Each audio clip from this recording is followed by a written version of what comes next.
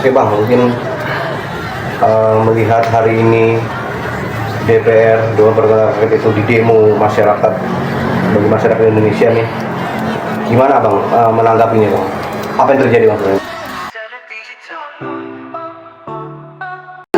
Demo hari ini memang lumayan mengagetkan ya. Walaupun saya sudah dengar jauh-jauh hari bahwa tanggal 25 ini akan ada demonstrasi. Yang di demo adalah gedung DPR. Memang ada beberapa perilaku, kemudian kebijakan yang menurut masyarakat saat ini, kebijakan-kebijakan yang sebetulnya wajar-wajar aja masyarakat itu mendemo. Sekarang ini jangankan DPR, hal-hal kecil pun bisa didemo, hal-hal sepele pun bisa jadi masalah. Karena memang saat ini masyarakat ini semakin kritis, masyarakat ini semakin kalau melihat itu semakin melotot gitu melihatin DPR ya kan. Nah, terkait misalkan kenapa DPR ini demo, mungkin salah satunya adalah yang saat ini ramai adalah mengenai tunjangan yang semakin membengkak. Nah, saya selalu bilang ke teman-teman bahwa kalau tergantung melihatnya ya, berpikirnya kemudian berdirinya di sebelah mana. Kalau DPR, jangankan 100 juta, 500 juta pun tidak akan pernah cukup, ya kan? Selain DPR itu ada politisi yang notabene dia punya konstituen yang banyak, pengeluaran juga banyak, gaya hidupnya juga lumayan pasti berubah ya. Saat dia menjadi DPR atau sebelum menjadi DPR juga sudah memang dia sudah terbiasa dengan uang. 100 juta atau 500 juta tidak akan pernah cukup. Tetapi apabila dilihat dari sisi berdirinya kita dari masyarakat, dari rakyat, pasti uang 100 juta, jangan 100 juta, 10 juta itu luar biasa besar. Apalagi dalam suasana kondisi negara kita seperti ini, rakyat kita seperti ini. Memang lengkap ya. Saat ini ada sebagian masyarakat mencari uang susah sekali, ya kan? Ada sebagian yang biasa-biasa aja, ada juga yang memang gampang. Nah, mungkin salah satunya yang gampang itu DPR, ya kan? Tinggal mengajukan, kemudian dia merasa kurang dan ditambah. Nah, kalau memang misalkan dua sisi ini dipertemukan, seharusnya memang DPR lah yang harus berpikir, ya kan? Berpikir bagaimana kondisi rakyat saat ini.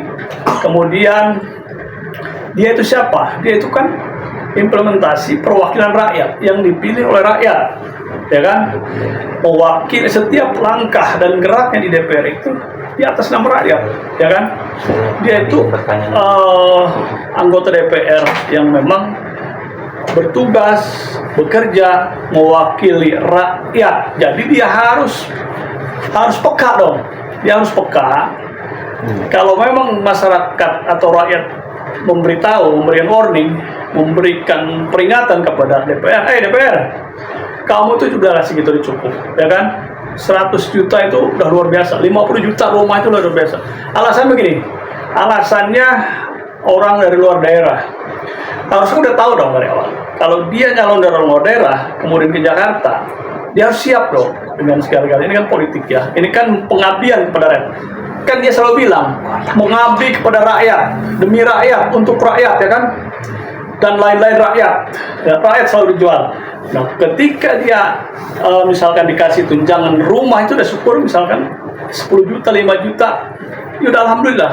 Nah, kalau misalkan 50 juta untuk sewa rumah atau kontrak rumah, kalau alasan hanya orang luar aja yang bayar, yang dikasih, atau orang Jakarta aja hanya sebagian aja, setengahnya atau gimana. Nah, artinya bahwa demo hari ini menurut saya wajar. Ini baru demo. Walaupun saya memang sependapat dalam sisi lain bahwa demo hari ini juga judulnya nggak begitu jelas, judulnya ya, penanggung jawabnya.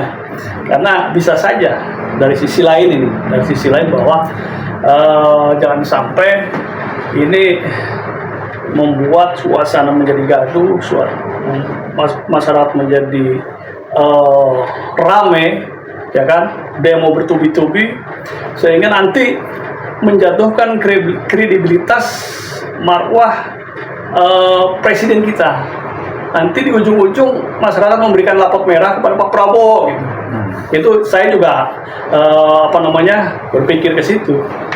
Tetapi untuk menjaga itu seharusnya DPR ini peka, jangan sampai negara ini goncang terus, di demo terus. Berpikirlah coba, ya kan? Berpikir dengan baik, dengan jernih. Jangan sampai gara-gara uang, gara-gara tunjangan saja ini bisa menjadikan konsentrasi dan image DPR menjadi tambah jelek di masyarakat. Sehingga antara eksekutif dan legislatif harus saling menjaga. Karena walaupun ini DPR, tetap imbasnya akan berimbas kepada negara, pemerintahan Pak Prabowo. Ya takutnya memang ada juga penunggang gelap misalkan dalam suasana ini. Saya bilang tadi di awal, hal-hal sepele aja bisa menjadi masalah. Ijazah Pak Jokowi aja, palsu atau non palsu, sampai saat ini kan belum jelas, menjadi panggung yang luar biasa. Indonesia goncang gitu kan gara-gara itu isu. Apalagi PIK 2 dan lain-lain ramai, sehingga dalam hal ini DPR yang jelas-jelas namanya Dewan Perwakilan Rakyat, ya, Dewan Perwakilan Rakyat itu memang harus benar-benar di dalam langkahnya itu harus benar-benar berpikir saat dia mau mencalonkan diri sebagai DPR, selalu berpikir itu untuk rakyat, demi rakyat, sehingga hal-hal seperti tadi, seperti saat ini tentang uang 50 juta ini tidak terjadi. Ya sudahlah, tahan diri, tahan diri. Kalau misalkan nggak cukup ya hemat-hemat lah, jangan sampai ini menjadi masalah. Itu loh.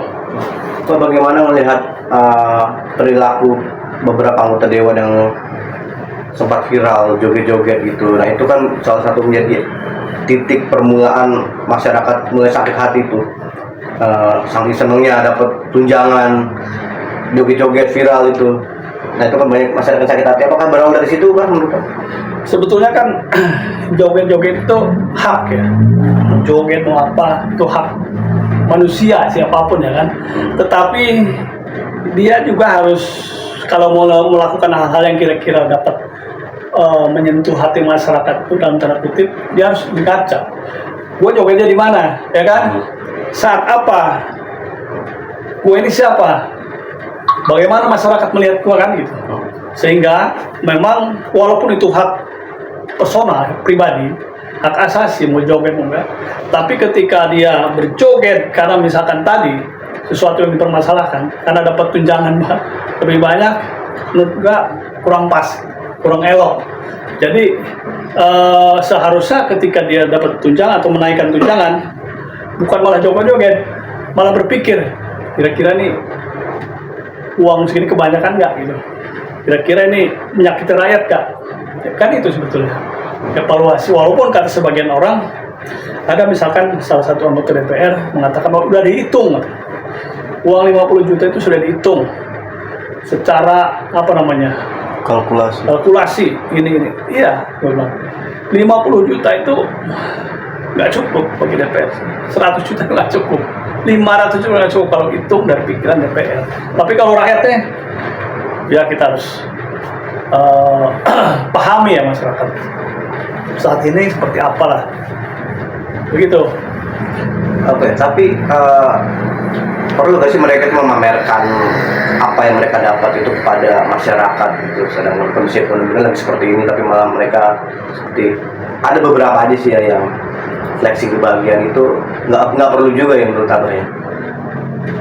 Sebetulnya ya tidak patut lah kalau dinilai dari kepatutan ya, karena dia bukan berekspresi karena sebuah prestasi, berekspresi karena dia sudah berhasil memperjuangkan rakyat, berekspresi sudah menggolkan satu peraturan yang bisa membuat rakyat menjadi senang, masyarakat menjadi sejahtera, masyarakat bisa dibagi-bagi uang per misalkan, atau apa ya yang kira-kira ekspresinya itu menggambarkan sebuah keberhasilan yang notabene dia sebagai wakil rakyat, sudah bisa mewakili rakyat dengan baik dan benar ekspresi. Tapi kalau dia ekspresinya karena tunjangan yang tadi itu, sekarang ini kayak orang sana lapar, kita makan, kemudian sementara dia mau cari makan yang susah, kita makan depan nih, wangi segala macam, kelihatan gimana perasaannya kan. Nah sementara ini sebagian masyarakat ini kesusahan cari uang, sebagian sementara dia senang berekspresi bahwa dia dapat tunjangan yang lebih besar. Wajar kalau menurut saya itu kurang elok. Oke, nah ini bisa berdampak juga berarti seperti kata Abah bilang, berdampak kepada kepemimpinan negara kita nih. Apa dampak terburuk buat pemimpin negara, presiden lah? Jadi begini, saya memang melihat Pak Prabowo ini sangat serius membawa negara Indonesia ingin semakin maju. Buktinya misalkan dia dari sisi korupsi, dia tidak tebang pilih, dia tidak pandang bulu, mau dia yang katanya dia bilang orangnya Pak Prabowo sikat juga kan, ada banyak juga. Artinya bahwa sementara misalkan Pak Prabowo juga di beberapa di kementerian, di daerah-daerah itu kan penghematan istilahnya efisiensi. Sementara Pak Prabowo menggaung-gaungkan efisiensi, sementara di sisi lain DPR ya kan malah menambah pengeluarannya, menambah anggarannya. Itu kan terbalik, sehingga karena ini walaupun DPR maupun presiden kan dianggap sama gitu. Pemerintahan ya kan, pemerintahan mau eksekutif legislatif, sehingga tetap kan yang mengeluarkan uang Pak Prabowo kan, eksekutif kan, keuangan, tetap yang jelek nanti berdampak negatif juga kepada pemerintahan Pak Prabowo. Nah saya takutkan itu kan sama dengan senior saya Bang Jumhur mengatakan bahwa gerakan-gerakan hal-hal yang misalkan kejelekan ini dimanfaatkan oleh orang-orang yang menumpang dalam isu ini, menggoreng menjadi ramai, menjadi isu besar, sehingga tetap akan berimbas kepada Pak Prabowo. Nanti malah Pak Prabowo di sekian ratus hari, setahun 2 tahun diberikan dapat merah oleh sebagian masyarakat punya alasan gitu. Jadi saya menghimbau lah kepada DPR, tahan diri lah gitu, tahan diri. Kalaupun butuh, pura-pura nggak butuh misalkan, karena dia memang melihat masyarakat yang saat ini sedang banyak yang kesulitan, banyak yang kesusahan gitu. Terkait para pendemo hari ini, apakah langkah mereka ya sudah tepat untuk berdemo? Kita jadi flashback lagi nih ke tahun 98. Kalau demo itu kan ekspresi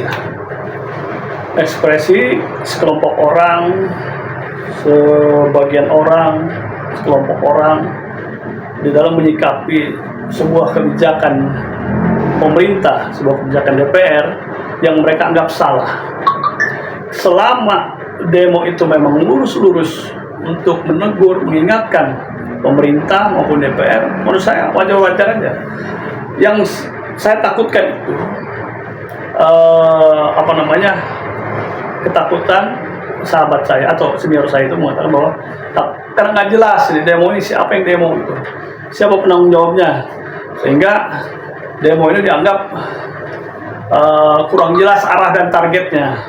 Nah, makanya supaya tidak demo, supaya tidak ada alasan-alasan kelompok orang, sebagian orang, masyarakat untuk mendemo, ya kita ini harus benar-benar mengevaluasi lah setiap langkahnya. Itu DPR, terutama DPR, mengevaluasi apakah kebijakan ini benar atau salah. Jangan-jangan nanti di demo, bukan ditantang.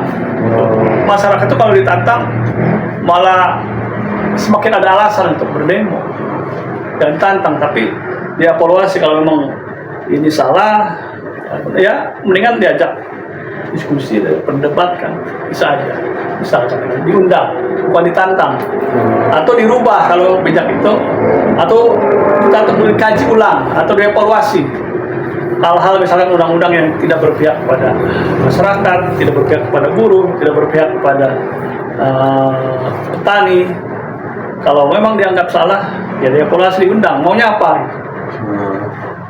Seperti itu. Jangan sampai menunggu demo berjilid-jilid. Kan serem ya, demo berjilid-jilid. Terganggu juga sebagian masyarakat. Sebagian juga ada yang suka, ada yang tidak suka. Saya tadi sepanjang jalan juga karena macet, supir juga ngomel-ngomel kan. Seharusnya dapat banyak karena ada yang macet. Mana hujan besar. Iya. Gitu. Jadi kalau demo ya fine aja, silahkan.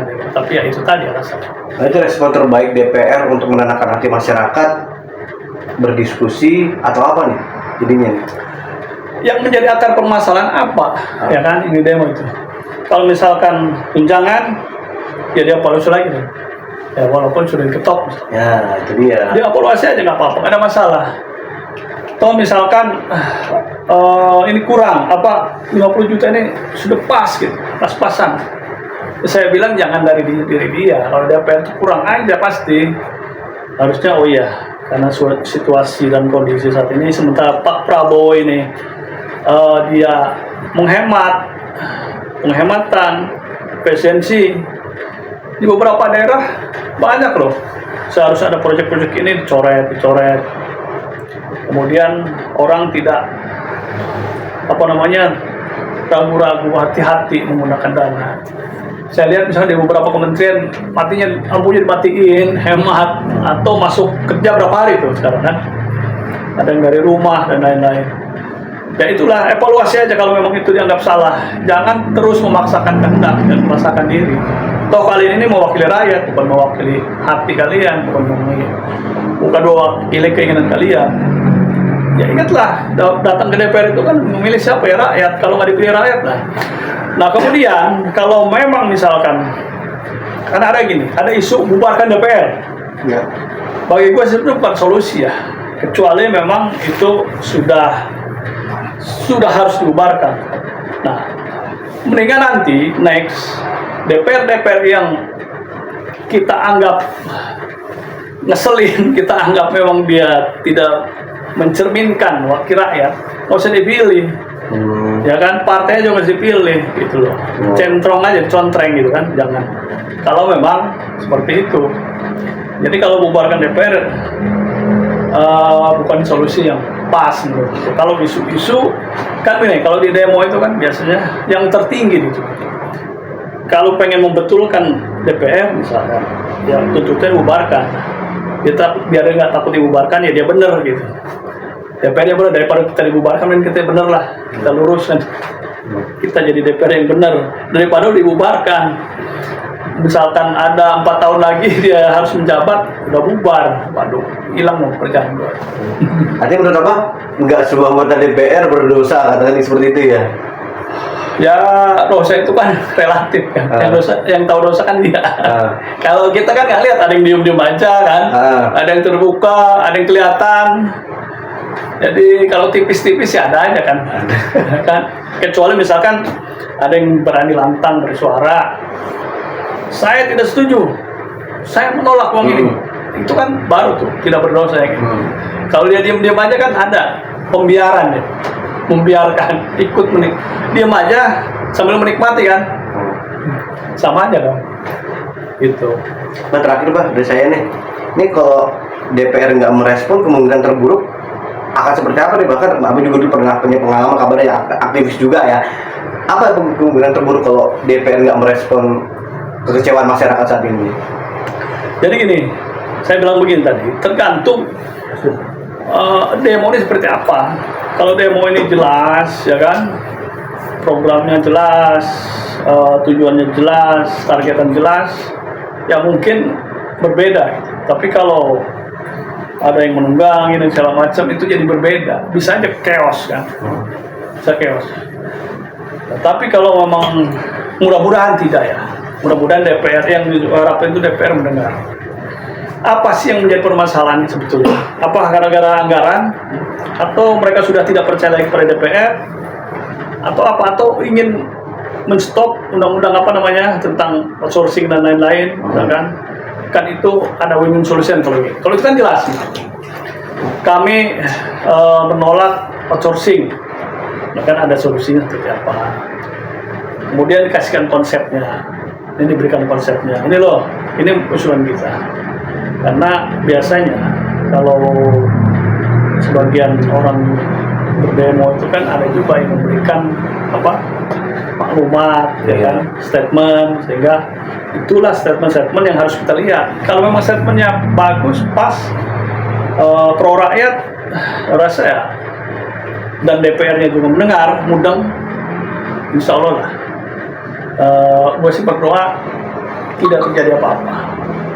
DPR cepat mendengar, peka, dia lebih memilih kepentingan rakyatnya daripada kepentingan yang disebut dengan kurang menurut kita.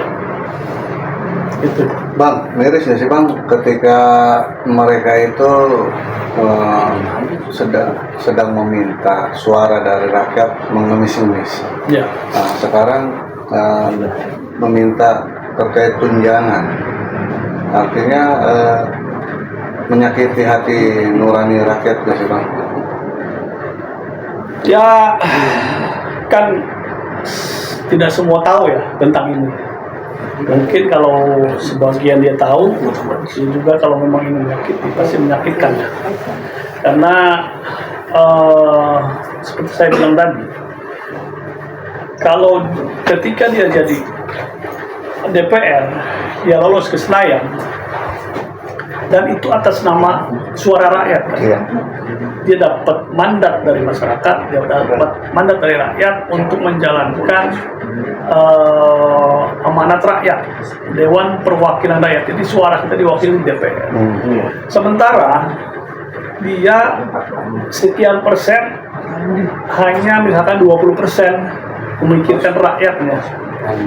Sementara dia pengen 100% dapat suara dari rakyat. Iya. Ya, sehingga pastilah masyarakat akan sakit hati, tersakiti karena DPR-nya tidak dia hina-hianat gitu, terhadap amanatnya. Ya contoh kecil aja, gara-gara uang tunjangan aja dia dianggap kurang ya, sekian. Dia 50 juta masih kurang, hampir 1 juta kan ya, itunya kan, Iya. totalnya ya, Totalnya. walaupun gajinya cuma 4, sekian, Iya.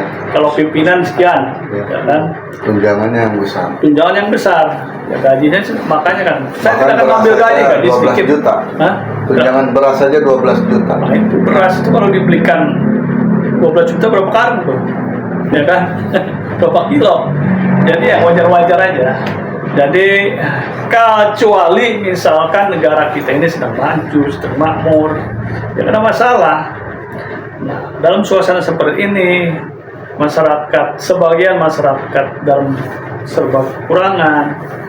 Apabila perilaku DPR yang dianggap seperti itu, ya menurut gue menyakiti rakyat, sangat menyakiti hati rakyat. Harusnya para anggota DPR ini berpuasa dulu ya Bang, nahan diri ya Bang. Iya, seharusnya kan dia ini bisa membaca juga Pak Prabowo. Prabowo udah bilang penghematan, apa namanya tuh? Efisiensi. Sebagian kantor dimatikan lampunya, sebagian anggaran dicoret, sebagian anggaran. Sementara ini bukan menyangkut ini ya. Akan ada program-program yang menyangkut rakyat. Misalkan perluasan jalan, pembangunan itu dicoret. Sementara pembangunan keinginan DPR-nya tidak dicoret, malah ditambah. Dan itu tidak respect, tidak peka ya terhadap program Pak Prabowo. Jadi harusnya saling mendukung.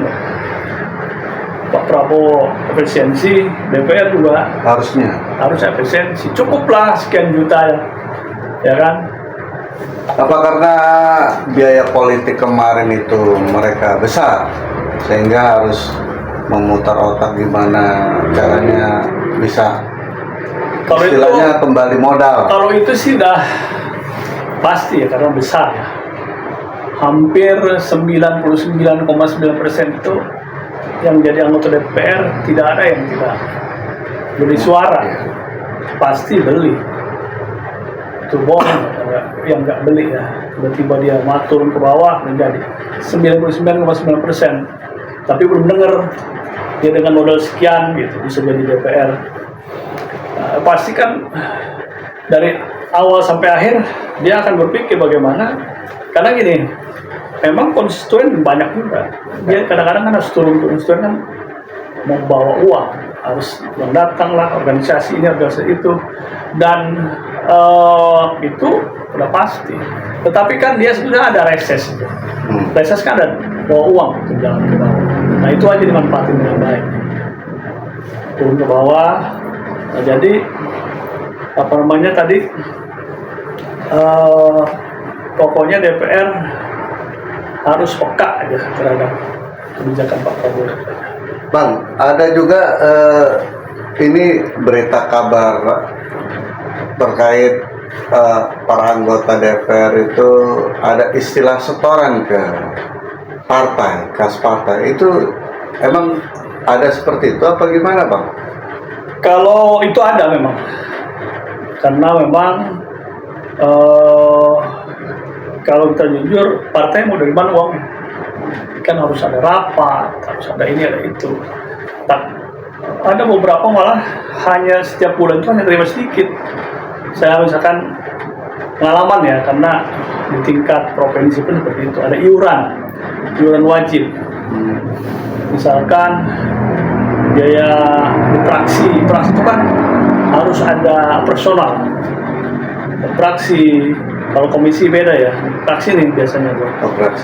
Praksi kemudian mungkin ke DPP, ada juga, karena DPP juga harus bikin kaderisasi dan lain-lain, bikin atribut dan lain-lain. Itu kan kalau digabung-gabung 10 juta kali sekian lumayan, cukup lah untuk. Sementara uang tunjangan dari Kesbangpol itu kan ada setiap mau pemilu itu ada kalau nggak salah. Nah, Kesbangpol setiap tahun apa tiap tahun nggak ngerti itu, lupa. Tapi ada itu, belum cukup untuk operasional itu. Jadi wajar, itu kan juga timbal balik, dia sudah dijadikan juga oleh partai. Nah, iuran itu berdasarkan dari gaji pokok atau apa, Pak? Nggak jaminan di situ, nggak patokan di situ. Kesepakatannya biasanya kalau nggak salah itu biasanya rapat, ya kan ada terdahulu rapat. Bagaimana nih sekian, karena kan gaji pokok 4 juta misalkan, 2 juta atau sekian juta. Nggak tahu kalau tingkat DPP ya berapa tingkat di DPR RI. Kalau di kan biasanya setiap tingkatan ada, kabupaten setor ke partai sekian, praksi sekian, provinsi sekian, pusat sekian, karena memang untuk biaya praksi. Karena waktu itu ada staf, ada yang staf non dari kantor, ada apa, kadang-kadang ada ya semuanya untuk kepentingan itulah. Masih wajar-wajar itu kan, itu ke personal ya. Walaupun nanti timbulnya lain-lain, kalau misalkan terlalu banyak, terlalu gede juga puyeng juga dia. Bang, ini kan para anggota DPR boleh dibilang termaksud baru ya, duduk di Senayan. Tiba-tiba dengan adanya kenaikan tunjangan ini sebenarnya layak atau enggak sih, Bang? Apalagi kan kinerja mereka belum terlihat ya untuk rakyat sendiri. Gimana? Seperti saya bilang tadi bahwa seharusnya DPR ini peka merespon kebijakan Pak Prabowo, Presiden. Sementara Pak Prabowo, Presiden Republik Indonesia saat ini, dia bagaimana membangun Indonesia menjadi lebih baik, lebih maju, dengan cara kan salah satunya adalah melakukan efisiensi. Yang nggak penting-penting pangkas, yang nggak terlalu perlu dipangkas. Ada banyak program-program di daerah juga dipangkas. Nah, sementara DPR bukan kepentingan pembangunan atau kepentingan rakyat, hanya kepentingan dirinya dengan alasan dari luar daerah dan lain-lain, dia begitu saja menaikkan tunjangannya. Beras saja misalkan 12 juta sekarang berapa? 700.000 kali, ya, banyak beras 12 juta sebulan. Ya itu menurut saya kan terlalu berlebihan ya kalau 12 juta. Kemudian kos-kosan, kontrakan 50 juta. 50 juta di Jakarta itu banyak. Ada juga yang ada yang 100 juta juga ada. Cuman kan ya yang terjangkau, yang sedang-sedang aja. Kalau mau yang bagus ya tambah sendiri, bukan dari tunjangan pemerintah. Karena walaupun di DPR uangnya kan minta pemerintah, tetap eksekutif. Menteri Keuangan juga tulis gitu apa hitung-hitung, nah, sehingga tidak berbanding lurus dengan kebijakan Pak Presiden itu loh. Jadi kurang peka. Bang, yang bikin masyarakat hari ini akhirnya turun ke jalan ketika salah satu atau beberapa pihak dari anggota DPR ini menyebutkan kata yang sangat di luar nalar ya. Ada istilahnya kalau ada yang demo berarti orang bodoh. Ini menyikapinya gimana? Ya, salah satu anggota DPR yang menyatakan itu memang kalimat itu tidak pas, tidak kurang layak lah ya. Bodoh. Sebetulnya dulu zaman sebelum reformasi kita ini Orde Baru ya. Zaman Orde Baru kita ini bagaimana memberikan pendidikan politik kepada rakyat, melakukan agitasi dan propaganda terhadap masyarakat, bagaimana masyarakat itu bisa kritis, bisa peka terhadap keadaan, sehingga dia bisa menyuarakan hatinya, bisa menyuarakan suara hatinya dengan berdemonstrasi saat itu dengan kritis. Nah itu mereka berarti sudah pintar. Nah sekarang kalau misalkan orang berdemo itu bodoh, ya mungkin yang ngomong yang bodoh gitu loh. Karena memang ini bagian dari daya kritis masyarakat semakin pintar gitu loh. Dan terlepas juga apa yang didemo, gitu kan. Nah mungkin yang ditanyakan, yang dikatakan oleh seseorang itu bodoh itu apa yang didemo? Misalkan demo itu demo apa yang nggak penting-penting di demo misalkan, itu mungkin bisa saja bodoh. Atau salah sasaran, demo masalah DPR, anggaran datangnya ke kejaksaan, ya kan, nanti itu baru bodoh. Tetapi kalau memang demonya mengkritik dirinya yang salah, kebijakan yang salah, itu justru pintar. Jadi yang bodoh siapa? Gitu. Bang, abang sebagai aktivis 98, mungkin teman-teman aktivis 98 melihat adanya kenaikan anggaran di DPR seperti apa, Bang? Apa respon aktivis 98 sendiri, Bang? Ya, gini, kalau dalam suasana saat ini, saya bilang bahwa tadi, pada saat Pak Prabowo melakukan efisiensi terhadap anggaran-anggaran, terhadap program-program yang menggunakan anggaran pemerintah, itu sementara di sisi lain DPR menaikkan anggaran, menaikkan tunjangannya. Ini kan sesuatu yang memang tidak tidak nalar, kurang peka terhadap program pemerintah. Dan sementara Pak Prabowo ini kan mengatakan bahwa dalam suasana saat ini memang kita harus hemat.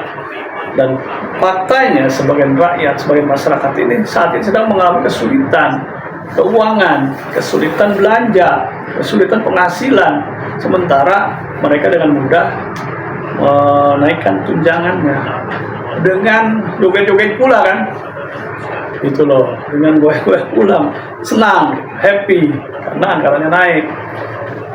Kalau saya sebagai aktivis, ya itu sesuatu yang sangat mencederai hati masyarakat dalam suasana seperti ini. Jadi sesuatu yang memang kurang nalar, dan ini bisa berakibat fatal, berakibat negatif terhadap kinerja pemerintahan Pak Prabowo. Nanti Pak Prabowo dikasih rapot merah pula nanti kan, gara-gara ini. Itu. Oke, ada pesan Bang untuk DPR Bang, terakhir Bang, dan untuk masyarakat itu sendiri Bang. Jadi saya berpikir ya, selalu berpikir Pak, akhir-akhir ini masyarakat itu begitu sensitif, begitu peka, begitu reaksioner terhadap hal-hal yang sifatnya yang salah, atau terhadap hal-hal yang baik itu politik, hukum dan lain-lain. Nah, sementara DPR tidak peka terhadap keadaan masyarakat yang semakin kritis, terhadap masyarakat yang semakin pintar. Itu seharusnya dalam suasana seperti ini, DPR ini meminimalisir, menolkan, menjerokan kira-kira ada hal-hal yang bisa dikritisi oleh masyarakat, bisa dikritik oleh rakyat. Jadi sudahlah, DPR kembali kepada kita, dia sebagai wakil rakyat yang memang berada di gedung DPR itu karena mewakili rakyat sebagai Dewan Perwakilan Rakyat, bukan mewakili golongan. bukan mewakili golongan atau hati dan nafsunya.